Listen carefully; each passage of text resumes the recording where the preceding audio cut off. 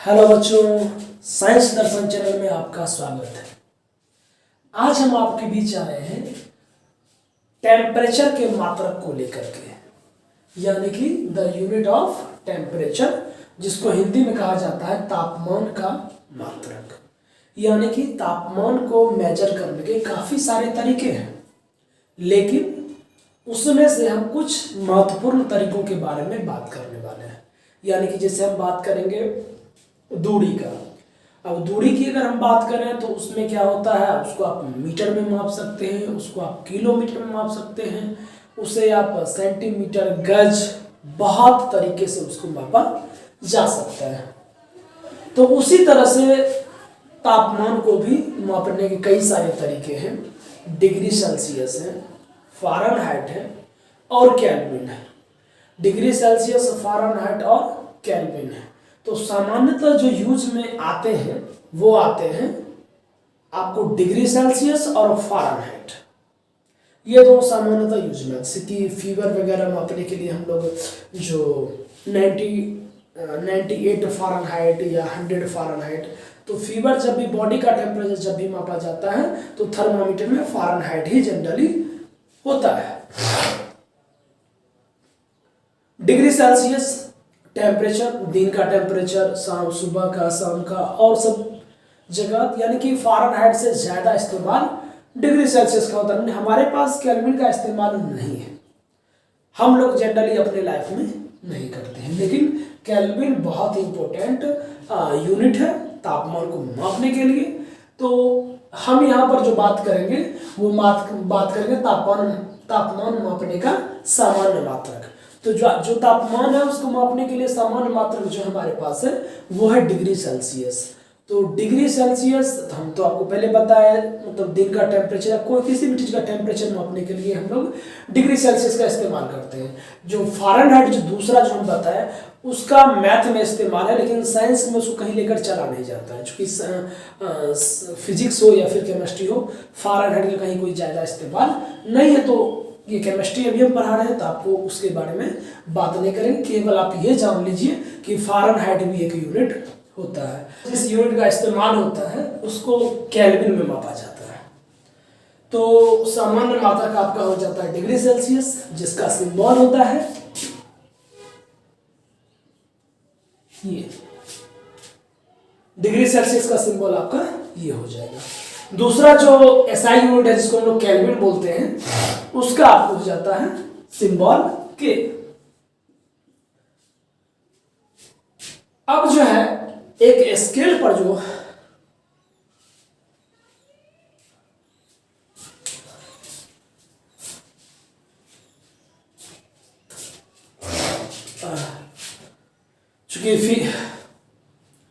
चूंकि फीवर और बहुत ज़्यादा खांसी हो रही है, जिस वजह से बीच में वीडियो को कट करना पड़ेगा इस बार, तो थोड़ा सा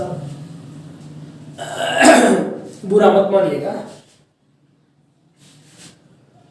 तो बात करते हैं आगे। तो जो एक स्केल होता है डिग्री सेल्सियस का स्केल, उसमें तापमान का जो मान है वो पॉजिटिव में भी होता है और निगेटिव में भी होता है। लेकिन जब हम केल्विन वाला स्केल निकालते हैं, यानी कि जिस स्केल पर केल्विन में टेम्परेचर को दिखाया जाता है, उसमें जो तापमान का जो मान है, वैल्यू है, वो हमेशा धनात्मक ही होते हैं, हमेशा।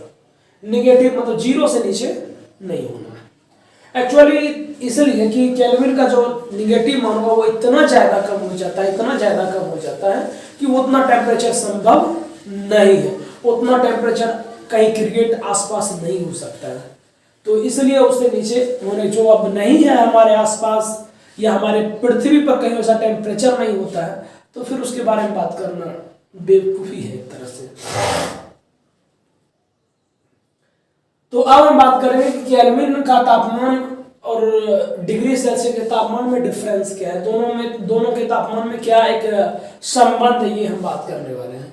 तो केल्विन का तापमान बराबर होता है डिग्री सेल्सियस का तापमान प्लस 273, यानी कि दोनों के टेम्परेचर में 273 का डिफरेंस होता है। तो आप ये रिलेशन याद कर लें या फिर ये कर लें, Celsius minus Kelvin equal to 273, यानी कि ऐसा आप लिख सकते हैं। Degree Celsius minus Kelvin equal to 273, ये भी आपके रिलेशन आ जाएंगे। तो डिग्री सेल्सियस का वैल्यू कम वैल्यू में ज्यादा वो टेम्परेचर देता है। तो अब हम लोग बात करेंगे टेम्परेचर को बदलने का तरीका, यानी कि केल्विन में हो तो सेल्सियस में कैसे बदलेंगे, अगर सेल्सियस में तापमान हो तो केल्विन में कैसे बदलेंगे। तो उसके लिए हमारे पास फॉर्मूला आता है कि केल्विन का तापमान बराबर सेल्सियस का तापमान प्लस 273, या ऐसे भी लिख सकते हैं कि अगर डिग्री सेल्सियस में से केल्विन को घटाओ तो 273, यानी कि केल्विन जो है वो ज्यादा वैल्यू में भी कम देता है तापमान, जबकि डिग्री सेल्सियस कम वैल्यू में ज्यादा तापमान देता है।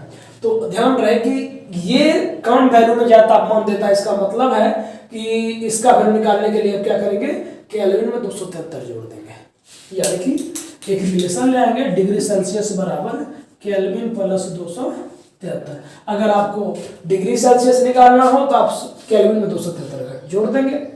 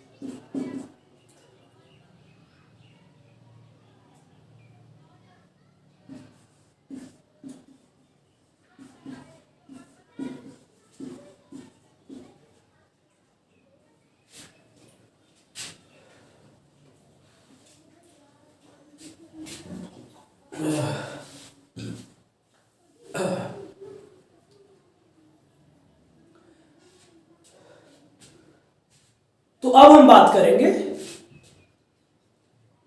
तापमान जब एक यूनिट में दिया गया हो तो दूसरे यूनिट में उसको कैसे बदलेंगे, यानी कि एक मात्रक में अगर तापमान दिया गया हो तो उसको दूसरे मात्रक में कैसे बदलेंगे। जैसे मान लीजिए आपको केल्विन में दिया है, आपको डिग्री सेल्सियस में बदलना है, या फिर डिग्री सेल्सियस में दिया है तो आपको केल्विन बदलना। सुनिए क्या तरीका है। तो आपके लिए हमने दोनों फॉर्मूला लिख लिया है।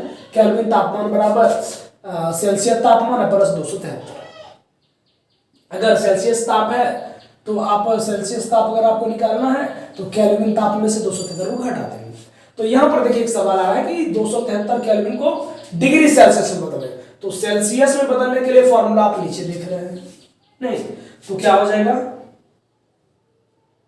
273 माइनस कितना दिया हुआ है 273, यानी कि कितना जाएगा 0 डिग्री सेल्सियस, यानी 273 केल्विन बराबर क्या हो जाता है 0 डिग्री सेल्सियस। और आपको हम बताना चाहेंगे जो बर्फ है, बर्फ के गलनांक यानी बर्फ 0 डिग्री सेल्सियस पर पिघलती है। बर्फ 0 डिग्री सेल्सियस पर पिघलती है। अगर इसको हम बदलेगा केल्विन में तो बर्फ कितना केल्विन पर पिघलेगी, इसका हिस्सा इसका मतलब 273.16 केल्विन, 273.16 केल्विन पर बर्फ पिघलती है। तो आप इसका भी इस्तेमाल कर सकते हैं बोलते वक्त और इसका इस्तेमाल भी कर सकते हैं। किसी किसी बुक में यह भी लिखा है 273.15 केल्विन, लेकिन आपको एनसीईआरटी में 273.100 केल्विन मिलेगा, इसमें स्टार भी दिया हुआ है। इसका मतलब हुआ कि थोड़ा सा आगे पीछे हो सकता है, ठीक है ना।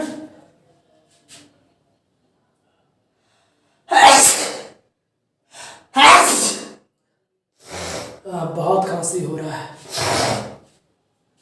वीडियो बीच बीच में कटिंग मिलेगा आपको, लेकिन थोड़ा सा कंप्रोमाइज कर लीजिएगा। तो अब हम जो है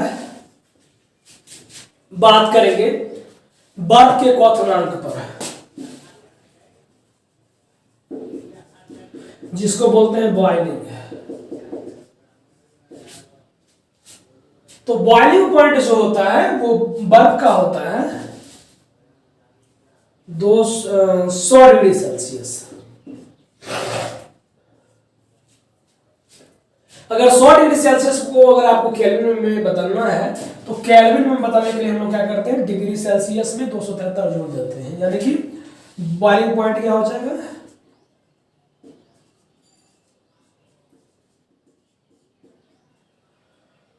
100 प्लस 273 यानी कि 373 केल्विन पर कोई भी बर्फ पिघल जाएगा। पानी वाला बर्फ होना चाहिए बस, ठीक ना। तो बर्फ का क्वथनांक आपको हो गया 100 डिग्री सेल्सियस, और अगर इसको अगर केल्विन में बात करें तो 373 हो गया। और गणना के बारे में बात हम लोग ऑलरेडी पहले कर चुके हैं। और भी इसके अलावा और भी बहुत सारे सवाल बन सकते हैं, जैसे आपको बात करेंगे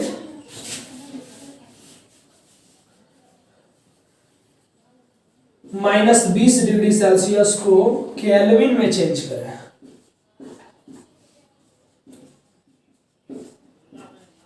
-20 डिग्री सेल्सियस को केल्विन में बदलें। कैसे बदलेंगे -20 डिग्री सेल्सियस को केल्विन में? तो केल्विन में बदलना है मतलब 273 क्या करना है, जोड़ देना है। तो हो जाएगा -20 प्लस 273 कितना निकल कर आ जाएगा 253 केल्विन। यानी अगर 20 डिग्री सेल्सियस को आपको केल्विन में बदलना है तो आपको 273 ऐड कर दीजिए, 253 केल्विन आपको हो जाएगा। और भी इसमें सवाल हो सकते हैं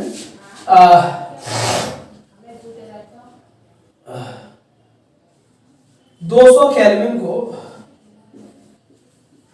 डिग्री सेल्सियस में बदला। अब जैसे ही केल्विन को डिग्री सेल्सियस में बदलना है तो डिग्री सेल्सियस में बदलने के लिए फॉर्मूला नीचे है, केल्विन में से 273 क्या कर देना, घटा देना। तो आपका हो जाएगा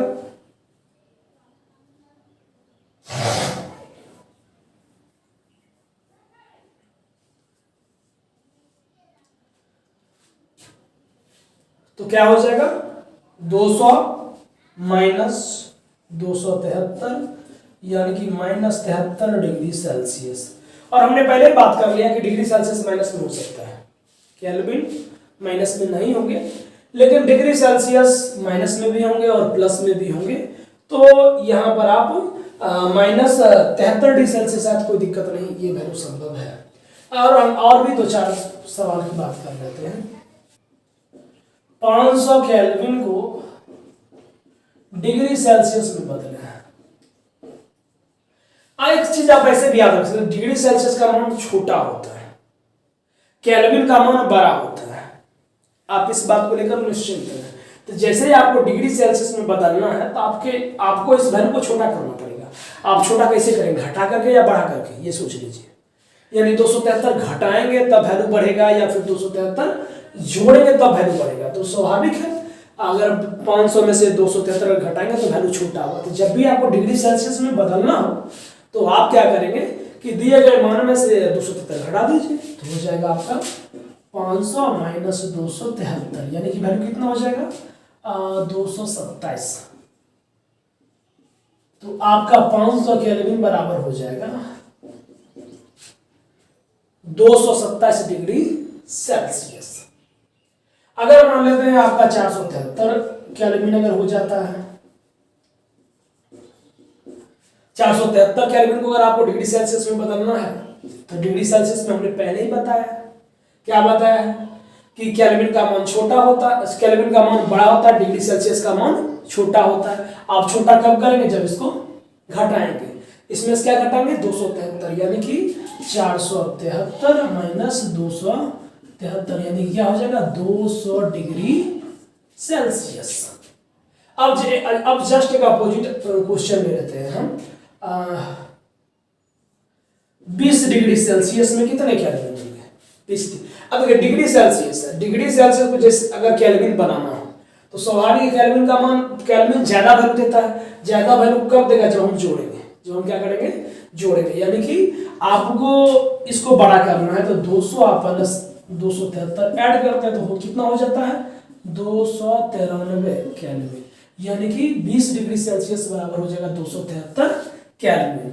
यानी कि ध्यान रहे कि जब भी डिग्री सेल्सियस में आपको केल्विन में बदलना है तो आपको बड़ा कर देना है। बड़ा करेंगे कब, जब 273 जोड़ेंगे। तो जोड़ना भी है 273 या घटाना भी है 273 ही। तो जब भी बड़ा करना है 273 जोड़िए और घटाना है तो 273 को घटा दिए। सिंपल सा तरीका है। इस तरह से आप किसी भी तापमान को, किसी भी तापमान यूनिट में आप डिग्री सेल्सियस को आप केल्विन में कन्वर्ट कर सकते हैं और केल्विन को डिग्री सेल्सियस में। और उसके लिए आपके पास फॉर्मूला ये हो जाते हैं। और उम्मीद करते हैं कि आपको कोई दिक्कत नहीं होगी। एक लास्ट सवाल ले लेते हैं, आप लोग उसको बनाकर देखिएगा निश्चित रूप से, ठीक है ना। 53 डिग्री सेल्सियस को केल्विन में बदले, और दूसरा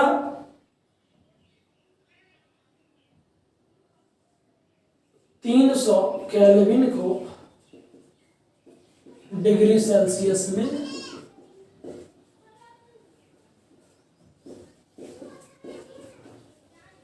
और आंसर दोनों के मिल जाएंगे आपको यानी अगला जो वीडियो हम लाने वाले हैं आपके लिए, उस वीडियो में इसके आंसर भी आपको मिल जाएंगे, ठीक ना।